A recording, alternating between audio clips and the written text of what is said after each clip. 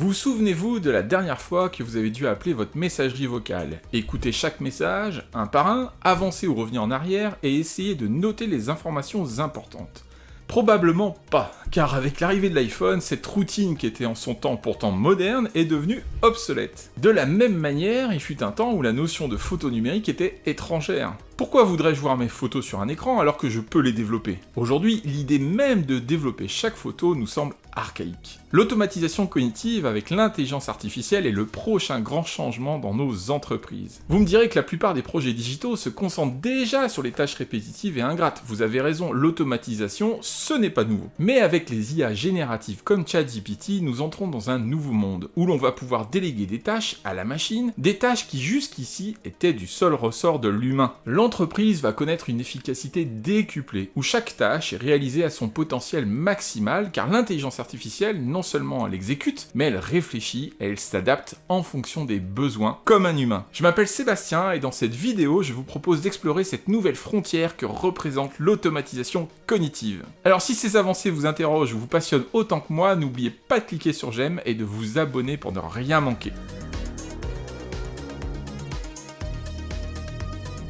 Les LLM, ces modèles IA de langage à grande échelle, nous projettent dans une nouvelle révolution industrielle, la révolution cognitive des machines. Alors clarifions ce terme. La notion de cognitif se réfère à tout ce qui a trait aux processus mentaux, impliquant la perception, la mémoire, le raisonnement, l'apprentissage et la résolution de problèmes. L'automatisation cognitive consiste donc à utiliser l'IA pour automatiser ces tâches cognitives. Alors comment c'est possible? Si vous avez vu mes précédentes vidéos, vous savez qu'un LLM est une IA qui a été entraîné à écrire comme nous, comme les humains, en essayant de deviner le prochain mot. Cette tâche statistique, a priori simple, a engendré des capacités cognitives insoupçonnées quand on a nourri l'IA avec des milliards de textes. Un LLM comme GPT-4 a été exposé à une quantité d'informations bien plus importante que ce qu'un cerveau humain peut traiter dans toute une vie. Alors avec de telles capacités, les LLM façonnent un tout nouveau monde. Cette révolution cognitive se traduit par 3 nouveaux usages numériques. Le premier usage, ce sont les assistants intelligents comme ChatGPT. Ce sont des véritables couteaux suisses cognitifs. Certains seront des applications dédiées comme ChatGPT, mais la plupart des éditeurs vont intégrer un assistant dans leur solution. Et c'est déjà le cas avec Microsoft qui propose une version de sa suite Office avec un assistant basé sur GPT-4.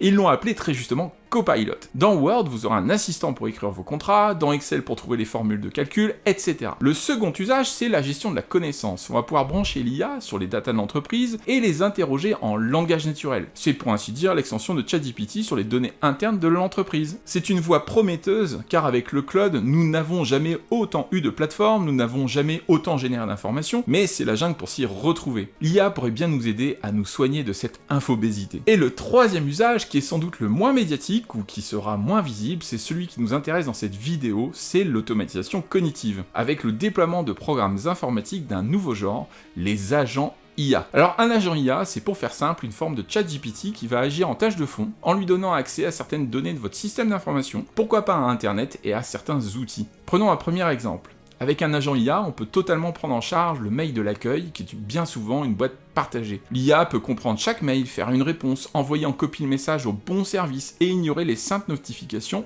ou les spams. Chez UTech, on a simulé un audio guide interactif où le visiteur peut poser des questions plutôt que d'écouter passivement l'enregistrement. On a aussi simulé avec l'IA la prise de commande d'un drive-in.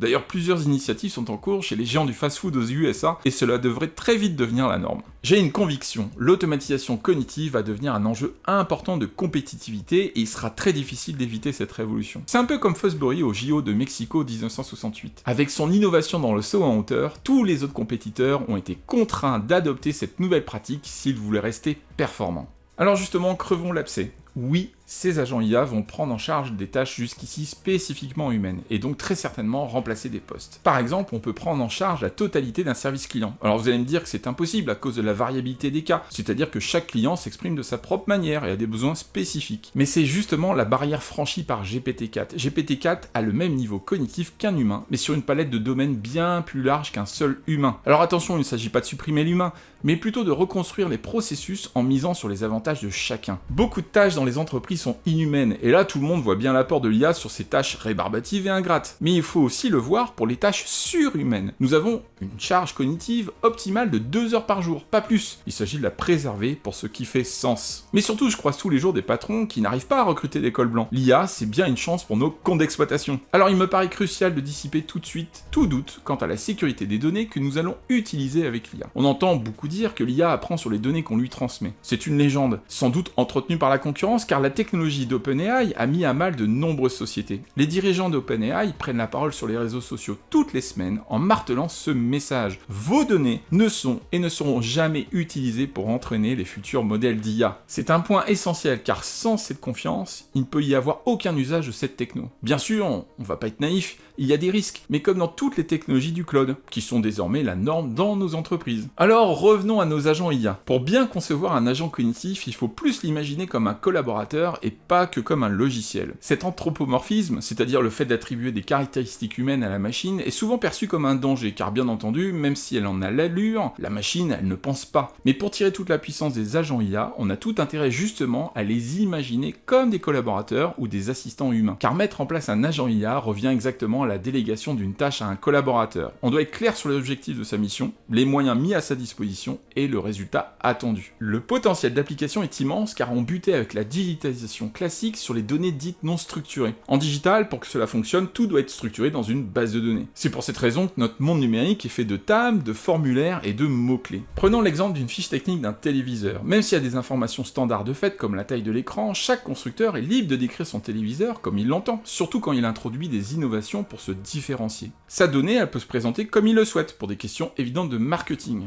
Mais, pour le distributeur en ligne, cela pose un problème. Cette information, il doit pouvoir l'utiliser sous la forme de filtres pour aider l'internaute à trouver le produit. Dans certains domaines, comme le bricolage, on a mis en place alors des normes, c'est-à-dire des fichiers Excel précis à remplir par les fournisseurs pour diffuser l'information sur les sites de vente en ligne, faute de mieux pour coordonner fournisseurs et distributeurs. Mais désormais, avec l'IA, chaque fabricant pourrait être libre de sa donnée et de son format, car l'IA comprend la donnée, quel que soit son format, quelle que soit sa nature. Il n'y a rien de plus simple pour l'IA que de traduire cette donnée source dans le besoin spécifique du e-commerçant. Autre exemple, l'autre jour, j'ai déposé les comptes de mon entreprise en ligne sur le site de l'INPI. Au lieu de simplement déposer mes différents fichiers PDF, comme mon bilan, mes procès-verbaux d'assemblée, je devais en plus ressaisir des informations qui sont pourtant contenues et lisibles dans ces fichiers. L'IA peut parfaitement prendre en charge cette tâche. Pour votre entreprise, il y a évidemment un choix à faire, un choix marketing, mais aussi finalement politique. L'une des questions à se poser, c'est quelle est la valeur ajoutée exclusivement humaine et spécifique à votre marque? Qu'est-ce qui ne peut et ne pourra